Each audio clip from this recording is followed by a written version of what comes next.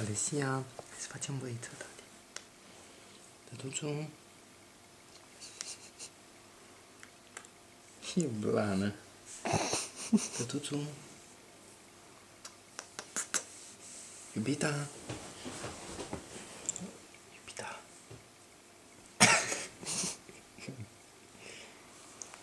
Iubita. Hai să facem băița. Hai să facem băiță, Tătuțu. Nu plânge.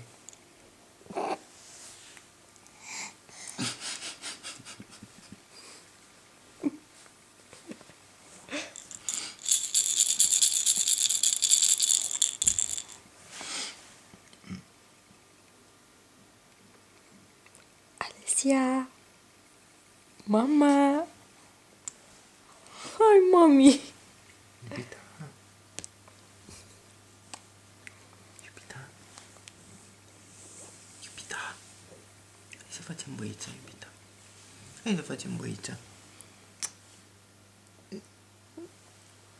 Păi băia ca băia, dar sare și masa de seară. Deși asta ar fi cam a 3-a oară în 5 luni când ar rămâne fără baie. Poți să nu-i mai faci dacă vrei și o dormim. Fac, mă, că se trezește. Nu, că dacă dorme de acum se trezește. Iubita. Ce ură bălui. Iubita. Poate să trage o băluță acum. Alesia. O plăiță, că se pregătește. Hai să facem Ce faci, mama? Hai să facem Eu-te pe droase. Hai să facem băiță. Ce faci, iubita, acolo? Băi! Alesia. Ce, mămica? Balaca, balaca, balaca, balaca? Balaca, balaca, balaca, balaca?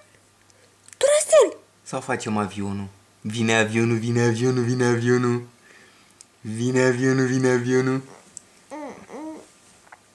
Ia acum zice, băi, faceți voi ce vreți, numai că lăsați-mă să dorm, că mie Este foarte somn. Eu n-aș mai fi trezit-o, aș fi pus-o în pat să Cum să doarmă. pune? Ei, na, trebuie să facem baie, să mănânce. Păi ce am pus eu să Cât a te trează dormit? de la ora 4?